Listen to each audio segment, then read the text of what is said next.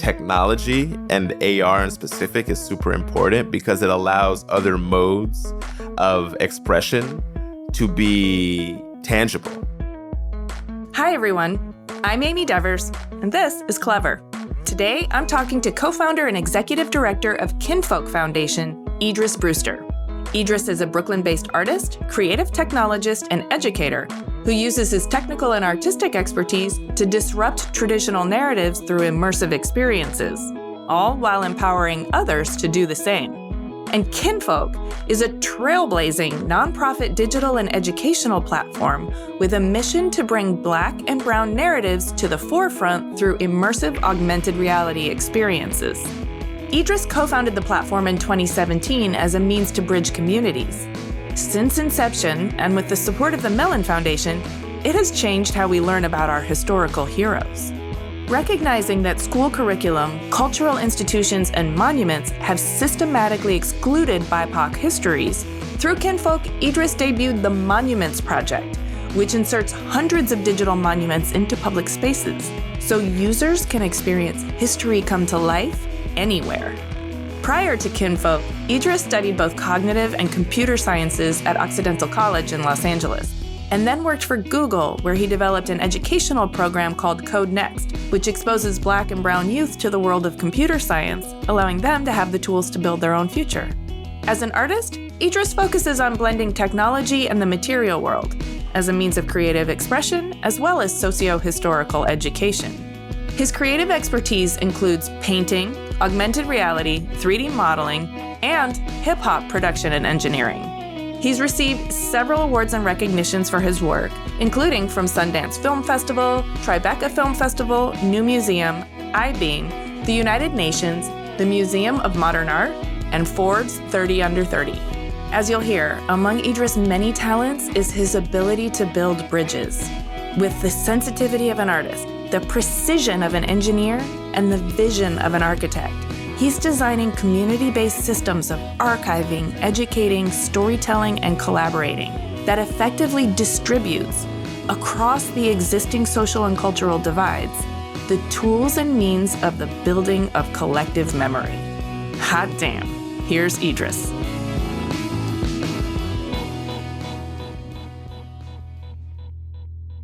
My name is Idris. I'm from Brooklyn, New York, born and raised. I'm an artist and creative technologist, and I just want to create cool things that tell interesting stories in unique ways. So that's why I do what I do. Well, you do it well, and you are creating cool things, and I can't wait to unpack all of that. But let's start by unpacking your youth. You said born and raised in Brooklyn, and I understand your parents were documentary filmmakers. Can you take us back there and paint the picture? Yes, my parents have done a lot, I guess, in their life. My dad's a doctor. My mom was a lawyer. And while he's a psychiatrist. Okay, everybody's on multi-hyphenate. Okay, wow. Multi-hyphenate. Everyone was on a whole multi-hyphenate. But my dad was always interested in film. A lot of his early films were fiction films focused on psychiatry, psychological thrillers. But they ended up creating a practice for themselves in documentary film. My mother's a human rights attorney, and so they started shifting the focus on telling stories around impact and diversity around the world. Yeah. And so one of the films that were around when I was born was called American Promise, and it followed my life from 5 years old in kindergarten through 12th grade at an elite private school called the Dalton School on the Upper East Side of New York. And the documentary focused on what it's like for people of color to go through an environment for that long, especially an environment that's not built for them like cells. It was predominantly white, upper class school. So the film really looked into the difficulties surrounding that. I mean, for myself, what that meant for me was that I was focused on otherness from a really young age, focused on to think about my place in the world in relationship to others. I was being interviewed at 5 years old around how I felt being the only Black kid in my class. And so thinking about race from a very early age caused me to be really critical as I grew up. How did it feel to be the subject of such a critical lens? And by subject, I mean the subject matter. Are you conscious of that, or was it just so sort of baked into your childhood that you aren't able to separate it?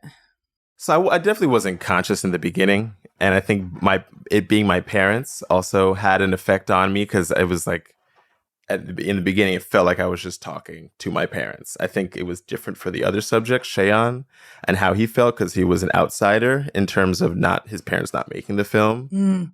But I mean, I was quite shy. And I think it was something that I wasn't always comfortable with, is being in the spotlight, especially when they would come and film at schools. It was something that I felt embarrassed about. Mm. And always having that feeling othered, but then having a documentary that highlights that otherness was something that was difficult for me to grasp, I guess. But as I started to grow older, it started to make a little bit more sense why this was being done. But there was still an aversiveness to this. I remember in high school when they would try to film us in school. And as I was leaving school after school, and I would like evade the cameras, I would try to like escape situations where I was being filmed. My parents hired a younger cinematographer to follow me to a party. And I didn't know at that point that the cinematographer was at the people like, yeah, there's this guy with a camera looking for you. And so they were trying to find ways to like document my life undercover because it was something that I guess I wasn't comfortable with. But after the film was released, I was doing on the speaking tours, seeing the impact face to face of the kids who had similar struggles to mine. Mm-hmm. It all was worth it in the end. Just the impact that the film had nationwide and on the globe was really astounding. I watched it in preparation for this interview. Yeah. So, and I certainly am more interested in hearing your reflection on the film than my commentary. So it was incredibly generous and intimate to share so much of such a formative time in your life. And I can, just from reading the YouTube comments and everything, I can sense how much of an impact it has had. And that act of willingly sharing your narrative so that other people can place themselves within it, can understand their own context a little better, is incredibly powerful and incredibly generous. And at times, like, the intimacy of the film was almost uncomfortable, but that's because it was so real. And so my hat's off to the filmmakers with that, and that it felt like no ego. It felt egoless. Yeah. It's pretty powerful. I definitely relate to the egoless aspect of it. And I think I never thought about it that way in terms of being egoless, but I think thinking about how I move through the world now is try to move without ego. And I can see that maybe that comes from a space of how I grew up, how I was raised, and that all played into how this film came about. The egoless aspects of it, because I know my father definitely made himself look worse in the film at points and was like trying to be really raw with his perception and like characterization of himself, because he knew that folks would resonate with that. Really leading with that authenticity was, I think, what was visible throughout the film. Yeah, I agree. And what a powerful example to, as parents. But also just, it made me feel like a teenager, and I could relate to, I don't know, the invasion of privacy, maybe, that you may have felt at times. Yeah. And I'm wondering, when you hit the teenage years and you need to start really carving out your own space and forging your own adult identity, how do you become a teenager when the watchful eye of your parents' camera is on you? And what was the flavor of your particular teenagerdom? And then the extra layer of having it being documented like that. How did you navigate that whole territory? Yeah, I mean, I think one of the, misconceptions when folks watch the film is that is my whole life. And there were a lot of aspects that weren't covered. And folks think that it was filming every day. It was a couple times a month, maybe, at best. If there was an important life event, of course, that would be documented more stringently. But it was pretty open. And so I think it's not like my life growing up was like, oh, there's this camera always around me. Mm-hmm. It was something that, being filmed from such an early age, I was used to.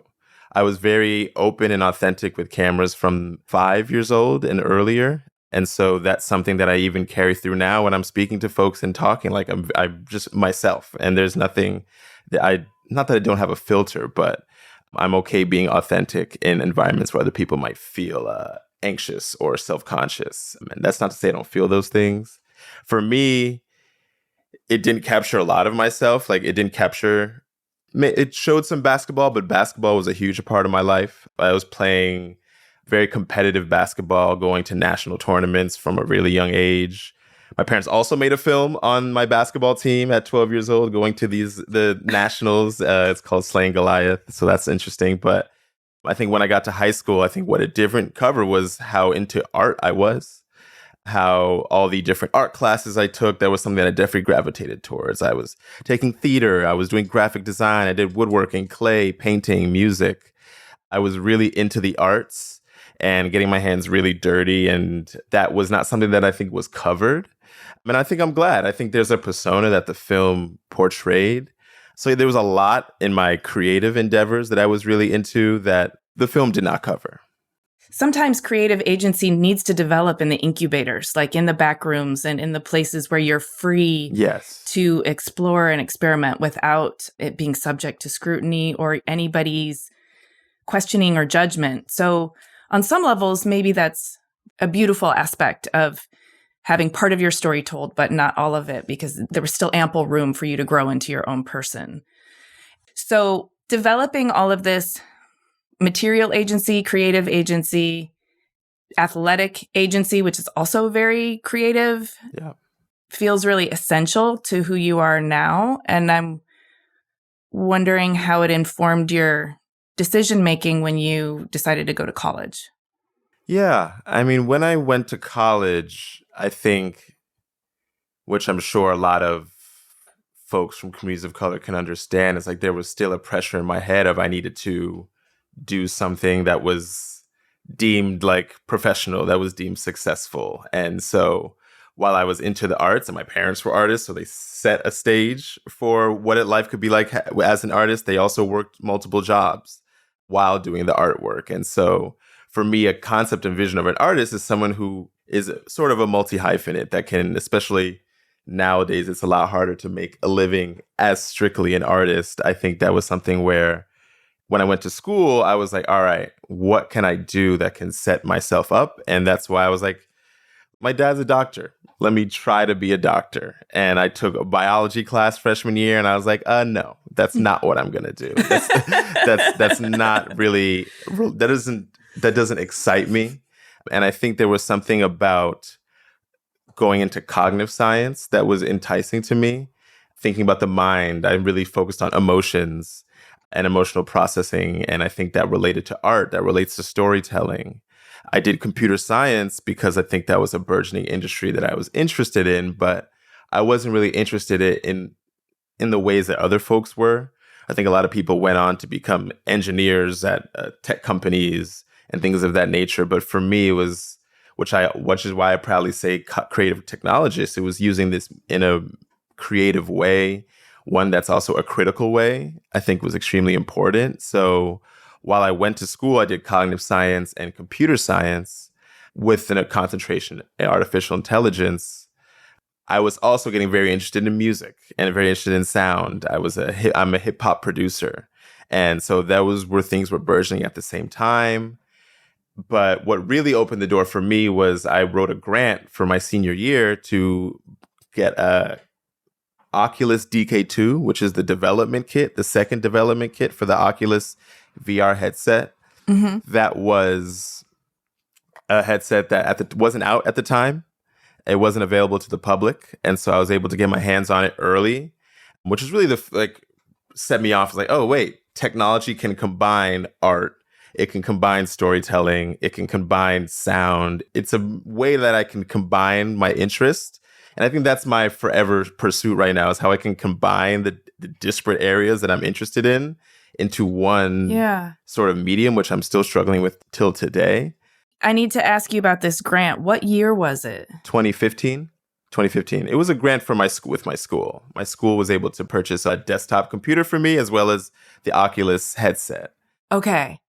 And so in that, I did my senior thesis, which was studying emotional processing within a VR environment. So I put people through scary VR experiences, happy VR experiences. And so that really set myself up into thinking that immersive art, immersive media is something I can really get my hands on moving forward. So that was really the start of me. It's not doing so many different things, but figuring out maybe a way to combine them. That makes perfect sense now that I understand. And where do you think your need to do all this emotional processing comes from? That's a deep question.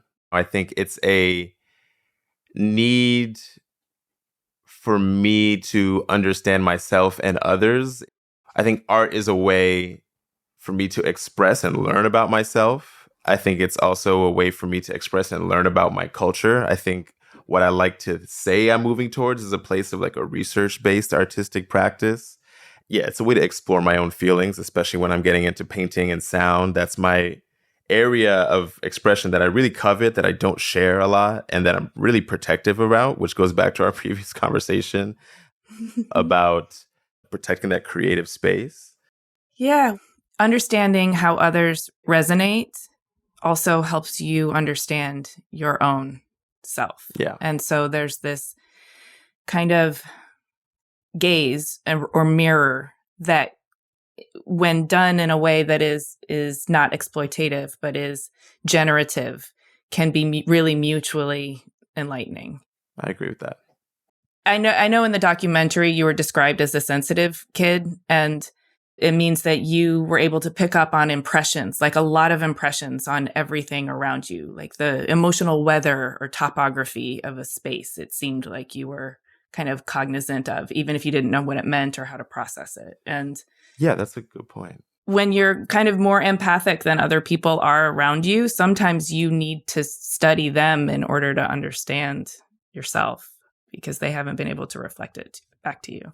Yeah, I mean, that's a very good point. I'm definitely very sensitive to my surroundings, whether that is people, whether that's my environment, whether that is the nature that's around us. And so that is empathy, I think, has been subconscious for a lot of my life. And so the need for art to be the way that I can explore that and then connect with others, I think, is also a big part of my work, is to connect, collaborate, and share stories that can resonate. And a part of that is understanding how people are interpreting, reacting, engaging. Yeah. Yeah, I think that's a great way to put it. Yeah. So you double majored then in cognitive science and computer science, right? Yeah. And this felt like a good combination because you could filter your art practice through all of this. When you graduated, what was the plan? Yeah, you're positioning me as someone who was thinking very far out when I don't think that was how I was. I don't think at the time that's how I was moving in the world. I was thinking very short term, which is something that I don't do now, but definitely that's how I was at 21 and 22. Sure. And I was interviewing to do a software engineering job at Google, got to like the final round. That didn't end up working out. I was talking to some startups about how to do that, but those didn't seem like it fit with what I wanted to do. I got an opportunity from my mentor, Errol King, to work at his incubator within Google. It was called CodeNext. It was a computer science program that provided Black and Latino middle school and high schoolers across New York City the ability to learn how to code through the lens of art. So it was a STEAM program. Oh. Where we taught AR, VR, we taught like music making through coding, we taught like visual painting and it's called processing, which is a visual coding language. So we taught them how to use technology through creativity. That's amazing. That's perfect for you. It was perfect. I want to take that class. Yeah, no, there was a bunch of classes. There was like after school programs every week, every day. And then on Saturdays, there was a whole leadership course. It was basically an advanced course where we taught them all the good things. And so that also set me on a couple paths. It allowed me, a part of my job was exploring and creating and then turning that into a course that we could offer to the kids. So I got to explore my interests. It also got me on a path of education, teaching, empowering youth through technology and showing them that there's other outlets. Like a lot of folks times in computer science education, folks are thinking, hey, if I'm not like this super math genius who can code programs on their own that are like very rote, numerically based and not quote unquote creative, that seemed like the path for a lot of folks. And so this was a way to expose them like, hey, you can create art. A lot of my students were painters, or artists. Like, hey, this is something that you can apply in your practice. Some of them turn into UX UI designers now because they're using their same artistic skills, but in a way that is related to technology. And so it got me on a path of really thinking critically about what is the role of technology in our society moving forward? The digital divide is something that is really real. Folks don't have access to the technologies in communities of color as much as they should. And so again, that's from here on out, I started to then think really critically about the role of technology in our society, especially who's getting left behind, and the work that is necessary to close that gap. I wonder if, you could spend a couple of minutes just talking about the digital divide and the work that you think needs to be done to close it, if you have thoughts at the top of your head about that. Yeah, I do. There's definitely more logistical answers than others. I think the most important thing is how can we get these technologies into the hands of folks? How do we make folks creators? I think a lot of times Black and brown folks are a lot of the consumers of these technologies. I think Black and brown folks generate a lot of the use cases and generate a lot of culture for these platforms. I mean, Black Twitter is a huge thing. Mm-hmm.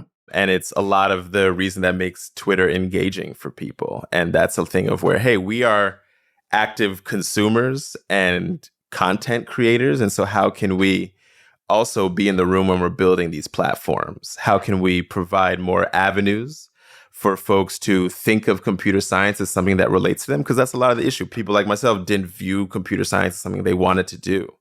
I was privileged to go to a great high school at Dalton. I didn't take a single computer science class. That we were offering that throughout high school. I didn't take it because I was like, that's not for me. That's not something I want to do. And there were very few Black folks who took computer science in my high school. And so there's a narrative issue around how can this relate? How can this be more fun? And so I think that's one part of it is how can we make this more relatable? But then also the inroads need to be in existence for folks to be able to learn and know about these things in schools. Right. So that's one of many, but that's some of the first steps. No, yeah, thank you for sharing that. It's cultural infrastructure as well as logistic actual infrastructure, and it's also perception and the cultural narrative. Yeah. That this isn't a crowd that you belong in, and it's also not an avenue that is going to be receptive to you.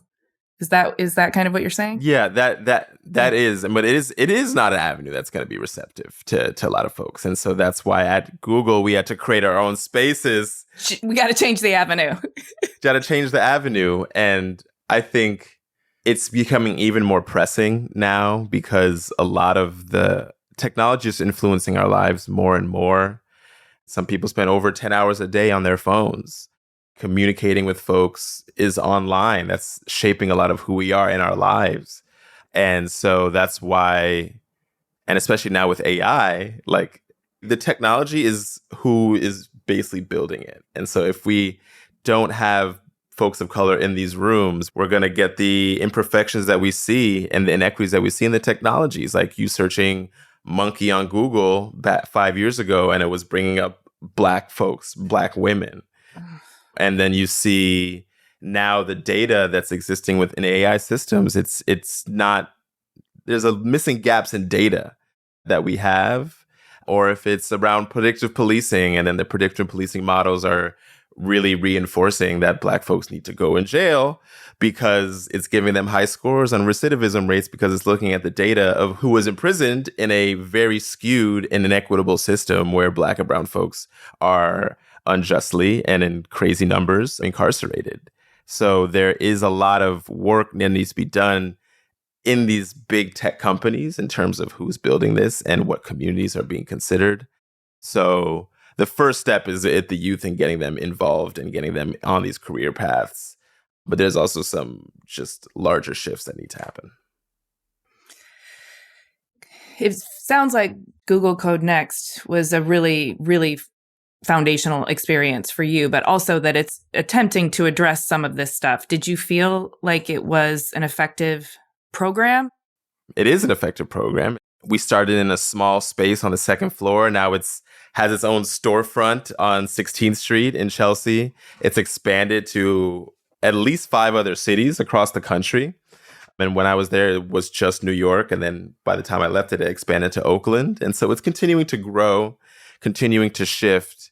And it was a foundational time for me because I got to explore my interests, got to really, I think that was a great thing about the job, and really kudos to my bosses of giving the space for me to explore myself and my interests and then be able to relay that out to the kids.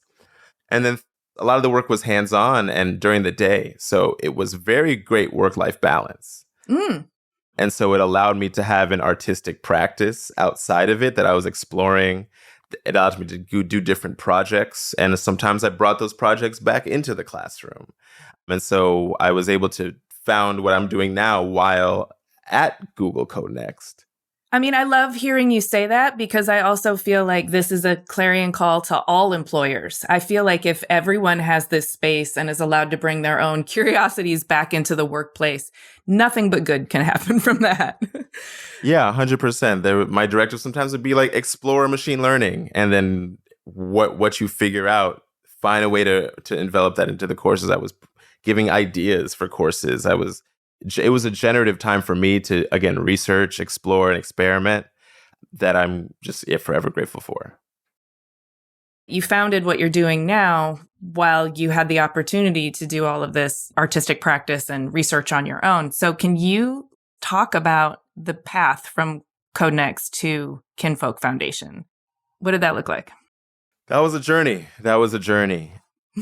As I said, while I was at CodeNext, I was always doing artistic projects, whether that was exploring generative art, making albums with folks in music, and then another one was exploring AR projects. And I never really built AR before. It was always VR.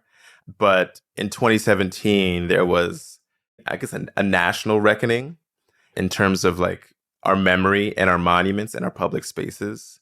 So like from 2015 onwards, there was at least like 400 monuments that have been taken down in our country, Confederate monuments. But before 2015, till the beginning of our country, only around five had ever been taken down. Wow. And so it was clear that moment was the public was critically thinking about this issue and taking action on it. And so one of the important action moments was in New York, when Mayor de Blasio in 2017 was reconsidering what to do with the Christopher Columbus monument.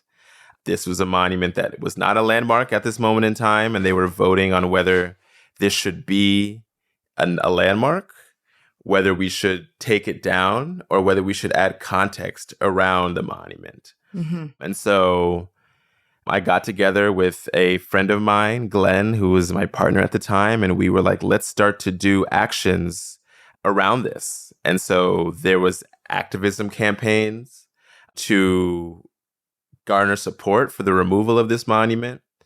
And in order to do that, we tried to build AR experiences that would tell the true story of Christopher Columbus. And so I learned how to code AR and made a prototype. And we got artists to create these physical paintings. And when you pointed the app at the paintings would come to life. And these paintings were telling stories around Christopher Columbus. And so we'd bring these easels and these canvases to Columbus Circle, to other places around the city. And we start to have these demonstrations.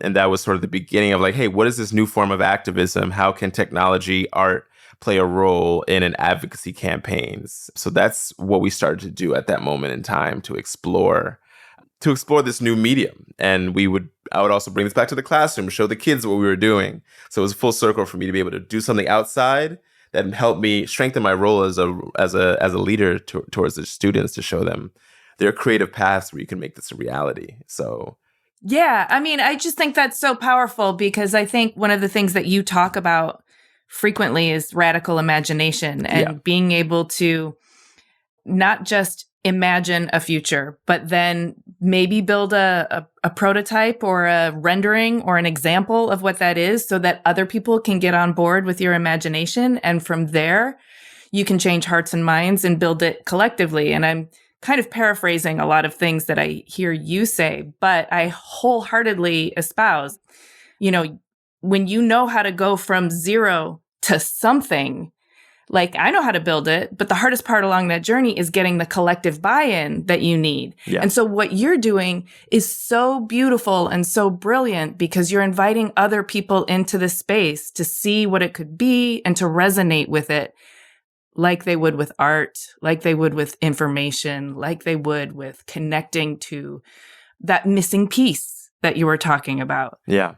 So I just get so very excited when I learn about what you're doing. And I think this is actually a really beautiful origin story that's born of your artistic expression, but your activism and also education. And so seeing it all gel together in Kinfolk Foundation is, I mean, it's just growth. It's like when something organic grows into what it's supposed to be, it feels like that. Doesn't it feel so natural to you? It does. No, it feels natural, feels good. And I think one of the things is not trying to be perfect, like trying to build something and show that off while it's being built. Like it was never the perfect app. I was never like the best super coder, but we built something and got it out there fast and started showing people. And it started garnering support, even though it's not this fully fledged perfect app. It was something that people could grasp on and relate to, and the stories could carry it through.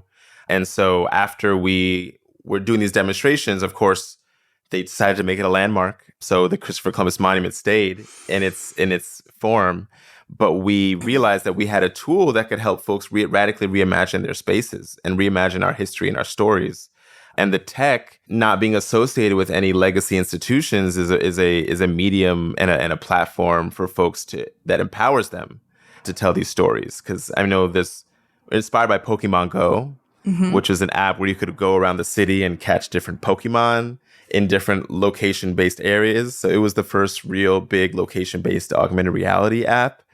We were like, well, if we could do that with Pokemon, why can't we do that with our stories? Why can't people place their stories in spaces across this country? And so we ended up applying to 2 residencies, one at the New Museum called New Ink, and the other one at I-Beam. We ended up getting them both in 2018, which then I left my job at Google on a whim. Like, it was definitely a risk and a leap, but I left my job, and then we were able to figure out what this could become in the context of art residencies. So it was really the artistic based approach to how this technology could grow was really great. Got a large community of art and tech supporters that was able to push this through. After that, we got a couple other grants that really was like, all right, this can be a thing. Now we'll be able to pay ourselves a marginal salary, but it was starting to become something where this can be something big. We brought on another co-founder, Micah Milner, who was a 3D art genius, who then took our platform from something where we were building 2D artworks to now he can build a lot of 3D monuments. And this was really the beginning of now we have 3D art in our platform. Because as a digital artist or an artist, I'm abstract. Sometimes I use a lot of generative art and very 2D. And so getting someone with the skills to really perfectly recreate anything they want in the digital space really pushed our capabilities to the next level. And even though COVID hit and we weren't able to really realize our dream at this point in time of doing an app that releases in public spaces, we released it in 2021 as an app that people could bring into their own home. They could place these monuments in their spaces, basically create a gallery of monuments within their home. And a lot of the folks that gravitated to that were teachers. So it was interesting. We built this art platform for history, and then teachers are the ones gravitating to it because they can bring this history into their classes on Zoom, digital learning. And so we were always really open about what we were building and the directions that we could go. But it was a really exciting time. It's been developing, and we've let it develop on a really natural course. And the idea is still always leading us. We try not to have too many preconceived notions about where it could go. That's a beautiful way to allow the organization to evolve organically and to keep the creative spirit at the center of it. How would you describe Kinfolk Foundation to somebody who hasn't heard of it before? Like, what's the elevator synopsis? Elevator synopsis is Kinfolk is a digital archive that is using emerging technology like augmented reality to visualize our history in new ways that is led by community. And so we basically think of it as digital sculptures. We create digital sculptures, and those sculptures can be activated in place-based ways. We want to close the gap in terms of how many monuments are representing Black and brown folks in the country. There's over 48,000 monuments in general, 48,175 around there. But there's only around 200 or so monuments towards Black and brown folks. And so there's a large disparity. Mm-hmm. And we can't close that gap with physical monuments. And so these digital monuments are a way to reimagine our public spaces. But if I'm explaining to someone they don't know, it's trying not to use words like augmented reality, but try to speak about it in terms that they understand is usually the goal. Well, I've heard you talk about it in ways that are more storyteller based, that are maybe a little bit more about the narratives that you're foregrounding and the importance of that. Yeah, I mean, the technology is just the vessel. Yeah. It's just the means to tell stories. And I say a lot of it's the African oral tradition is something that is centuries old. Black communities have always been telling our stories through means that aren't just writing or aren't just text. That is so often deemed a Eurocentric way to really record culture, to record history, where the primary mode of that for Black communities has always been orally. It's been through culture, it's been through movement, it's been through dance, it's been through art, it's been through expression. Yeah. And it's always tough when the modus operandi for society is to operate on a text and written based culture, where these other really interesting forms of expression always get pushed to the wayside. And so that's where I feel like technology and AR in specific is super important, because it allows other modes of expression to be tangible. We can record oral histories, place it on the platform. We can create these sculptures that are made by artists that really tell history in an experiential way. We can capture animations of dancers dancing and place that in, and folks can bring that into their space. And so it's really a multi-hyphenate way to experience history. Mm-hmm. And I feel like that's a lot of times what folks are missing, especially in schools, is that engaging way. And then the final layer of that with AR does present is the ability to make that feel participatory, make it feel like you're in the history, make it feel like you're contributing. And so the immersive aspect of it is that engaging factor. It makes it more of a experience that feels real. It's an app that brings you also closer to your physical spaces and your natural environment, whereas a lot of technology is bringing you away from that. It's aiming to isolate you. And so this is a tool that can bring folks together in a way that prioritizes reality. Ooh, I like that you said that. Prioritizing reality, even though you're augmenting it with extra context.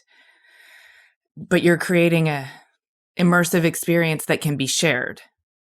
That can be shared, that can be experienced together, and that's built together. Yes. I think the way these monuments come to life is not just one person. It's a multitude of people. It's an artist communicating with the community to get their feedback, showing works in progress to people, having archivists, historians, educators work on crafting the narratives, and storytellers crafting the narratives around these monuments.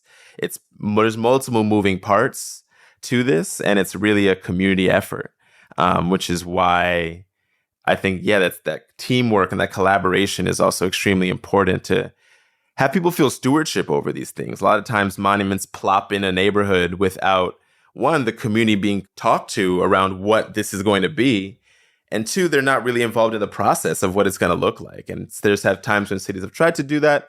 It's gone bad. Just look at J. Marion Sims' debacle in Manhattan.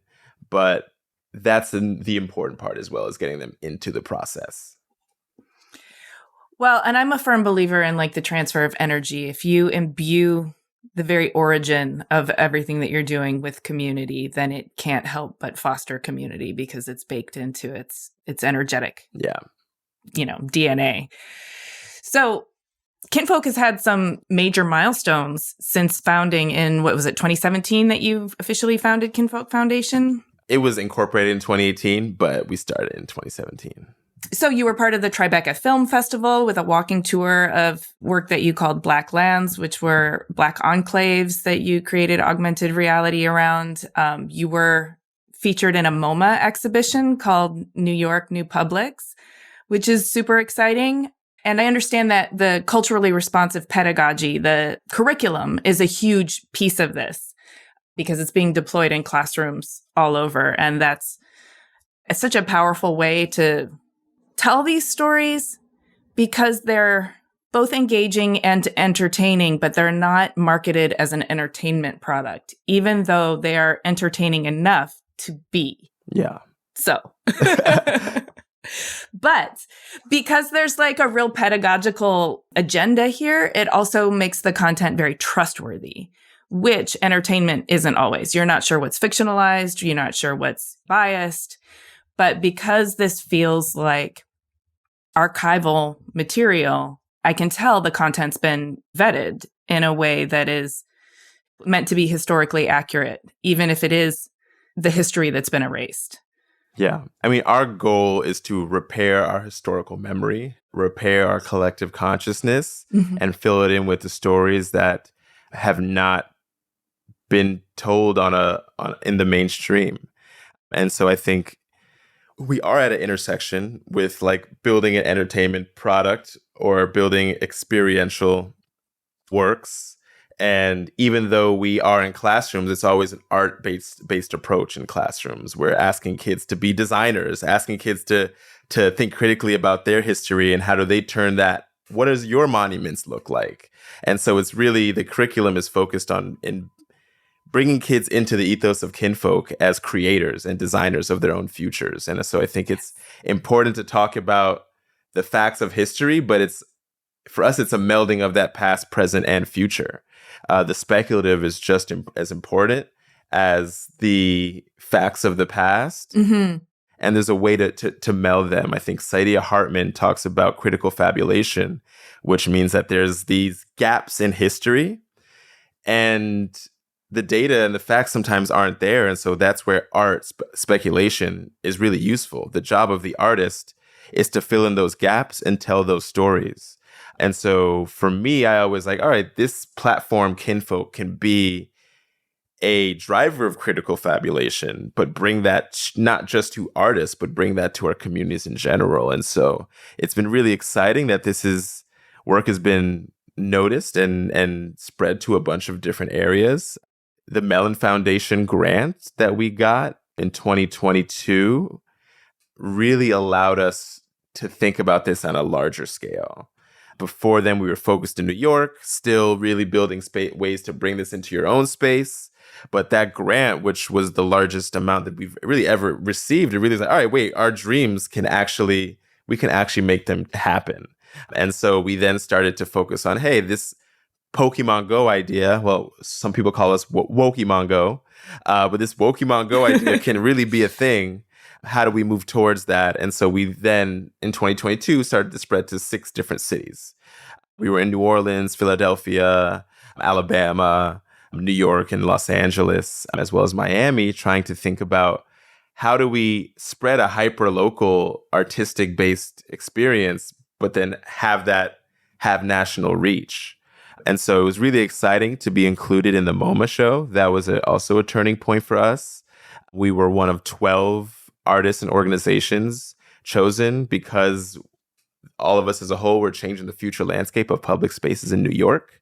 We got to really create the exhibition we wanted, which was me saying, all right, let's go. How do we, again, blend nature, blend our reality with the technology, and then bring that into the museum? And so we sourced these 300-year-old trees and turned them into beautiful pedestals. We made cutouts of these trees, made 3 pedestals.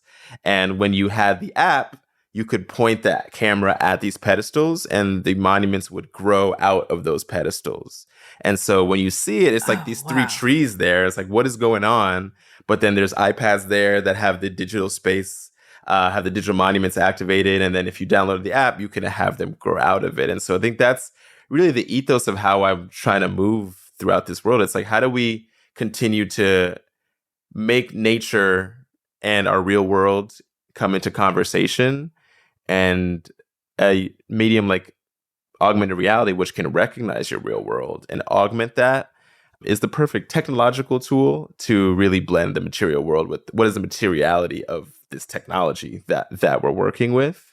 And so we did the same thing with Black lands. We were already working on 3 monuments around Black enclaves with 3 existing communities in New York. And for that, we made a little bit of an altar space that we filled it with dirt, rocks, a bunch of different fragrances. And then when you had the iPads, that was able to let these stories grow from out of the grounds. But the interesting thing about Tribeca that we did for the first time was we did really first-person narrations, like first-person monologues from these historical figures.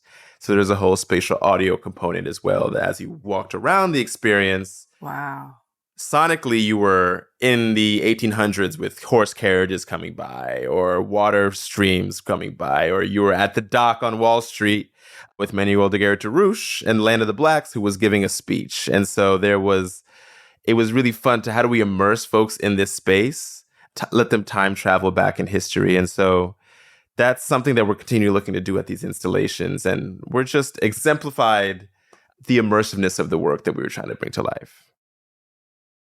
That sounds intense and wonderful and amazing and kind of awe-inspiring. And that's the direction you'd say you're continue to involve in a lot of these like in-person events and activations and walking tours that sort of bring people together out in real life, as opposed to I know I can download the app and put a monument in my living room, but where is Kinfolk Foundation evolving into, do you think? Like, what's the direction you're pushing into?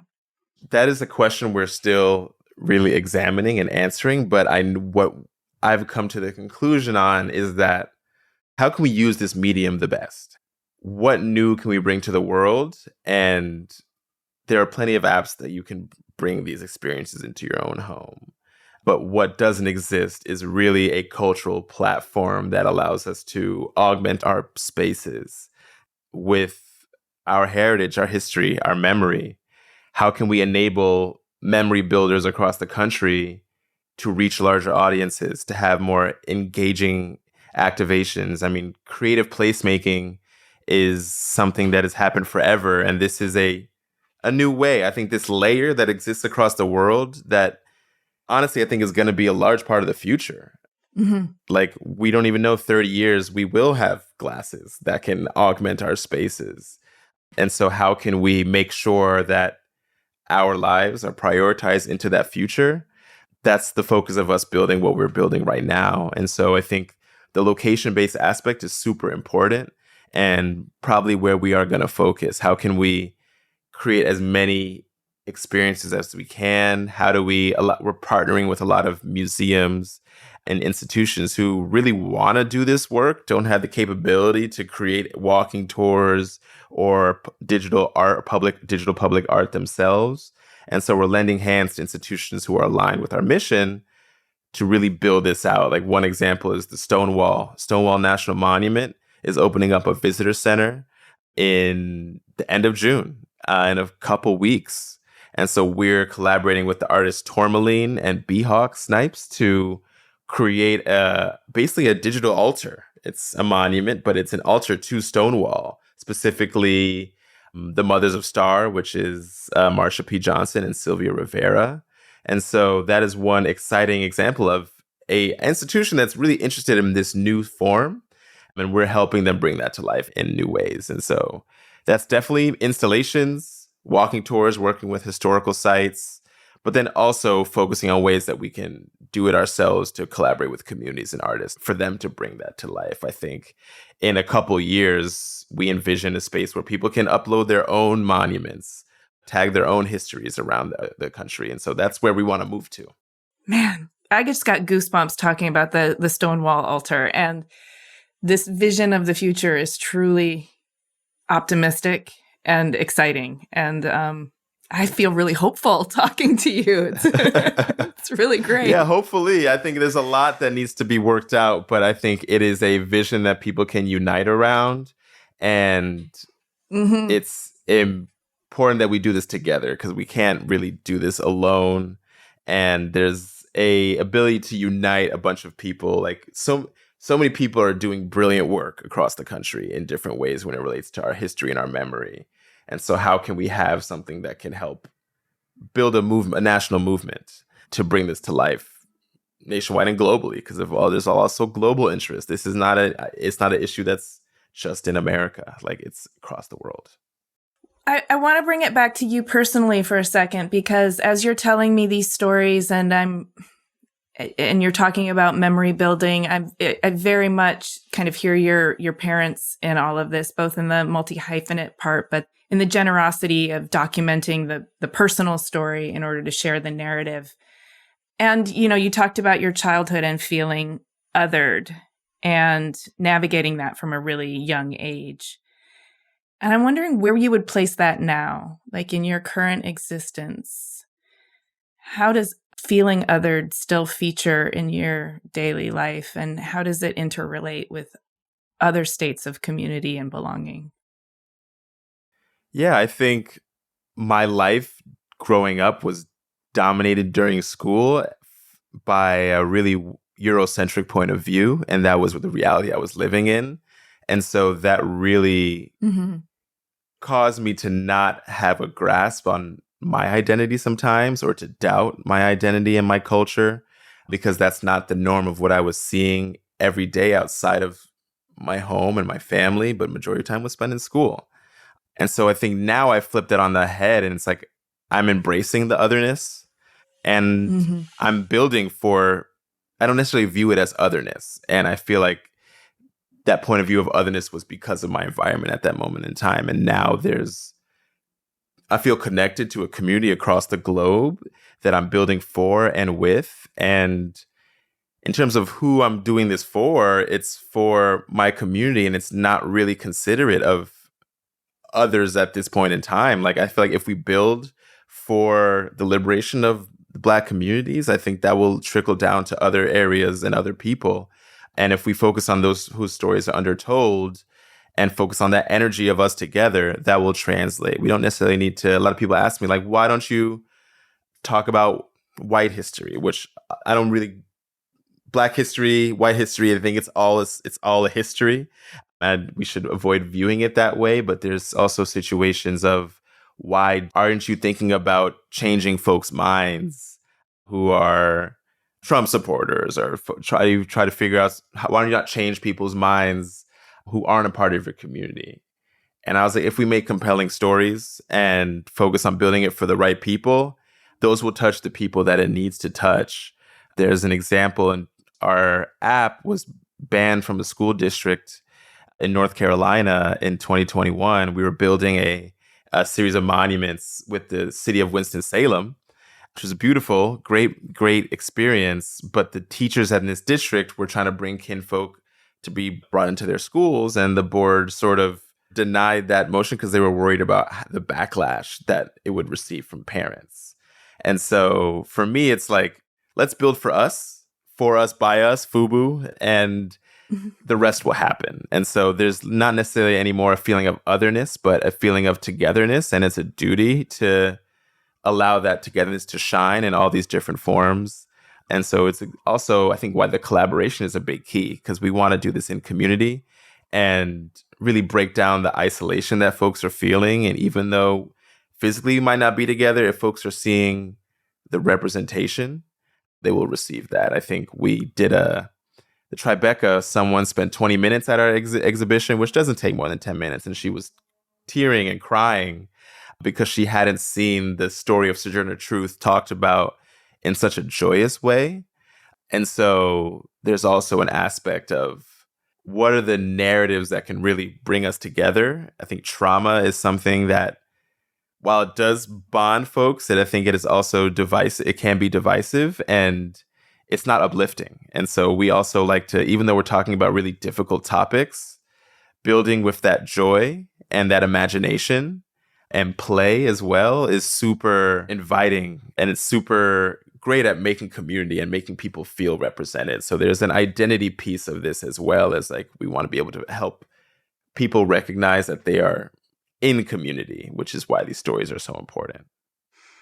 I love everything. I love it all. It has been a joy. I've spent the last few days of my life just digging into your work and researching everything that you're doing. And it has been enriching for me just to spend my time doing that. Appreciate that. And becoming so inspired by what you can build with your imagination. And so thank you so much for sharing this time with me, for sharing your story with me, for the work that you're doing in the world, and for all the things that I'm excited to see come from Kinfolk Foundation, because I do feel really hopeful about what's on the horizon. And I just want to put as much wind in your sails as I possibly can, because it's fucking cool what you're doing. It's really cool. Thank you. Thank you for the good energy. Thank you for the good energy. I really appreciate that and appreciate the time of having me on. It was a pleasure talking to you.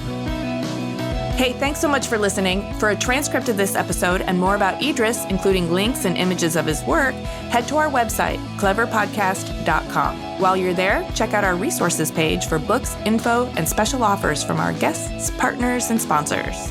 And sign up for our free Substack newsletter, which includes news, announcements, and more picks, and a bonus Q&A from our guests. If you like Clever, we could use your support. Please share Clever with your friends, leave us a 5-star rating or a kind review, support our sponsors, and hit the follow or subscribe button in your podcast app so that our new episodes will turn up in your feed. We love to hear from you on LinkedIn, Instagram, and X. You can find us at Clever Podcast, and you can find me at Amy Devers. Clever is hosted and produced by me, Amy Devers, with editing by Mark Zurowinski, production assistance from Alana Nevins and Anushka Stepan, and music by L1011. Clever is a proud member of the Surround Podcast Network. Visit surroundpodcasts.com to discover more of the architecture and design industry's premier shows.